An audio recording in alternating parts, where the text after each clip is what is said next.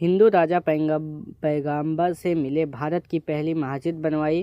पैगंबर को अदरक का अचार देकर मुसलमान बने, मस्जिद का 13 सीटों पर असर। 7वीं सदी का एक किस्सा है। एक रात मालाबार के राजा चेरामैन को सपना आया। उन्होंने देखा कि आसमान में चांद के 2 टुकड़े हो गए। अगले दिन राजा ने दरबार में ज्योतिषियों को बुलाया और सपना समझने की कोशिश की, लेकिन वह संतुष्ट नहीं हुए। तभी अरब से आए कुछ मुस्लिम व्यापारी उनसे मिलने आ गए। राजा ने उन्हें अपने सपने के बारे में बताया। व्यापारियों ने राजा को मक्का मदीना के पैगंबर मोहम्मद के बारे में बताया और कहा कि वह उन्हीं का चमत्कार होगा। राजा ने कहा, मैं पैगंबर से मिलना चाहता हूँ। मुस्लिम व्यापारी ने सुन काफ़ी खुश हुए और मक्का मदीना जाने की तैयारी करने लगे।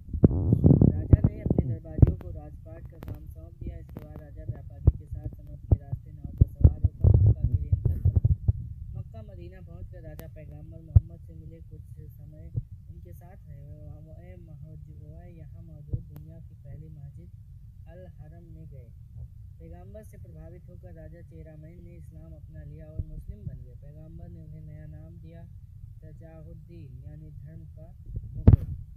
राजा चेरामैन अपने देश लौटने के लिए जमीनी रास्ते से रवाना हुए, लेकिन बीच रास्ते में उनकी तबीयत बिगड़ गई। ओमान पहुंचते ही उनकी मृत्यु हो गई।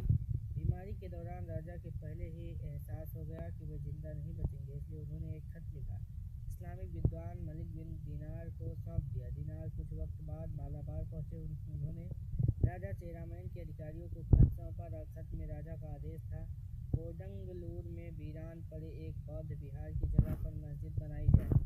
अधिकारी और दीनार ने राजा के नाम पर 629 ईस्वी में चेरामैन जुमा मस्जिद बनवाई, यानी आज से 14 साल पहले एक हिंदू राजा ने केरलम में भारत की पहली और दुनिया की दूसरी मस्जिद बनवाई थी, और यहीं से केरलम में इस्लाम धर्म फैला। अभी केरलम में चुनाव है और यहाँ की 140 में से 32 सीटों पर मुस्लिम विधायक। यहाँ की 26.5% आबादी मुस्लिम, यानी केरलम के चुनाव में मुस्लिम एक अहम कड़ी है। आज इस स्टोरी में जानेंगे भारत की इसी पहली मस्जिद की कहानी। हिंदू राजा ने पैगंबर को अदरक का अचार दिया। चेरामैन जुमा मस्जिद के वाइस प्रेसिडेंट बशीर भी हिंदू राजा चेरामैन की मस्जिद बनवाने और पैगंबर मोहम्मद से मिलने की यही कहानी बताते हैं। राजा की इस यात्रा का जिक्र अरबी पांडुलिपि किस्सत सकरवती फरमाद में भी मिलता है, जिसे महान चेरा शासक की कहानी माना जाता है। रावणकोर राजवंश की राज्याभिषेक परंपरा में भी चेरामैन की मक्का मदीना यात्रा के सबूत है। राज्याभिषेक में एक वाक्य बोला जाता रहा है, मैं यह तलवार तब तक रखूंगा जब तक मक्का गए चाचा वापस नहीं आ जाते। यहाँ चाचा राजा चेरामैन को कहा गया है। राजा की पैगंबर से मुलाकात का एक और दिलचस्प किस्सा है। पैगंबर के साथ रहने वाले इस्लामिक विद्वान अबू सईद अल खुदरी ने अपनी किताब अल-मुस्तदरक में इसका जिक्र किया। भारत के एक राजा ने पैगंबर मोहम्मद को एक मर्तबान, यानी चीनी मिट्टी का बर्तन भेंट किया। इसमें अदरक का अचार था। पैगंबर ने इसे अपने साथियों में बांटा और मुझे भी एक टुकड़ा खाने को मिला।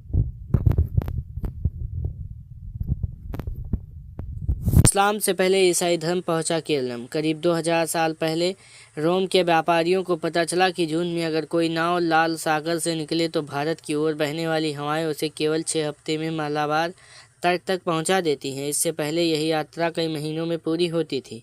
दिसंबर आते आते हवाएं दिशा बदल लेती और भारत में अरब की ओर बहने लगती। व्यापारियों को अपने देश लौटने के लिए 3 महीने का इंतजार करना पड़ा। इस इंतजार के दौरान कई व्यापारियों ने यही बसना शुरू कर दिया। स्थानीय लोगों से रिश्ते बनाए, उनकी धार्मिक आस्था भी जड़ पकड़ने लगी, यानी ईसाई धर्म फैलने लगा। कुछ साल बाद 52 ईस्वी में केरलम में पहला church Saint Thomas Syro Malabar church बना, जो आज के त्रिशूर जिले में मौजूद है। मानसून पर सवार होकर केरलम पहुंचा इस्लाम।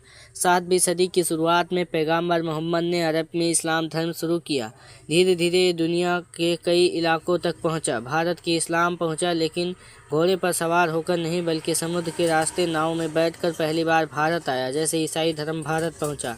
इतिहासकार सेबे स्टीगन फ्रेज इस प्रक्रिया को मानसून इस्लाम कहते हैं। उनके मुताबिक यह वह इस्लाम था जो तलवार से नहीं, बल्कि हवाओं, व्यापार और रिश्तों के सहारे फैला। दरअसल केरलम के मालाबार तट में मुस्लिम व्यापारी आने लगे। यहाँ से व्यापार करते, कुछ वक्त ठहरते, धीरे धीरे वह यहाँ रिश्ते भी बनाने लगे और बसने लगे। यहाँ बने हुए नए समुदाय को आज मापिल्ला कहा जाता है। माना जाता है कि मापिला शब्द महा और पिल्ला से मिलकर बना है, जिसका अर्थ सम्मानित अतिथि या दामाद होता है। मुस्लिम महिलाएं भी पहनती हैं मंगलसूत्र। उत्तर मालाबार में रहने वाले मापिल्ला समुदाय में मरुमकथयम यानी मातृसत्तात्मक व्यवस्था थी, जहां परिवार और विरासत का फैसला महिला के वश में होता था। तारावड यानी पैतृक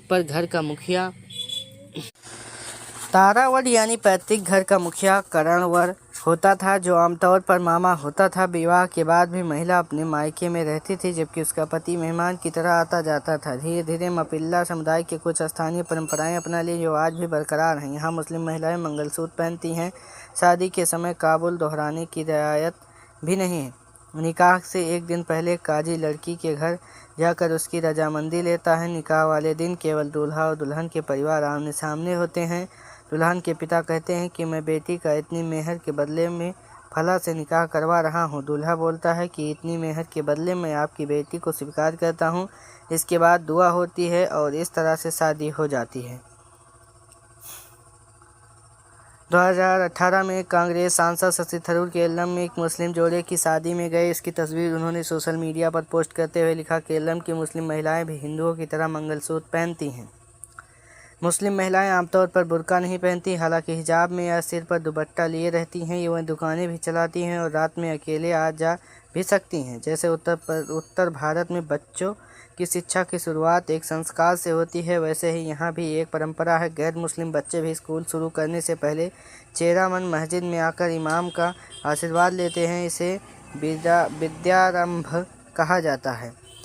अरक्कल परिवार केरलम का पहला मुस्लिम राजवंश। इसमें पुरुषों से ज़्यादा महिलाएं शासक हुई। जैसे 1921 से 1931 तक सुल्तान आयशा बीबी, 1946 से 1957 तक सुल्तान अधिराज मारियम्मा बीबी, 1957 से 1980 तक सुल्तान बनी अमी बीबी, 1998 से 06 तक सुल्तान आयशा मृत्यु। घोड़ों पर सवार होकर मुस्लिम उत्तर भारत पहुँचे। जैसे दक्षिण भारत में इस्लाम समुद्र के रास्ते व्यापार में मकसद से आया, वैसे उत्तर भारत में नहीं हुआ।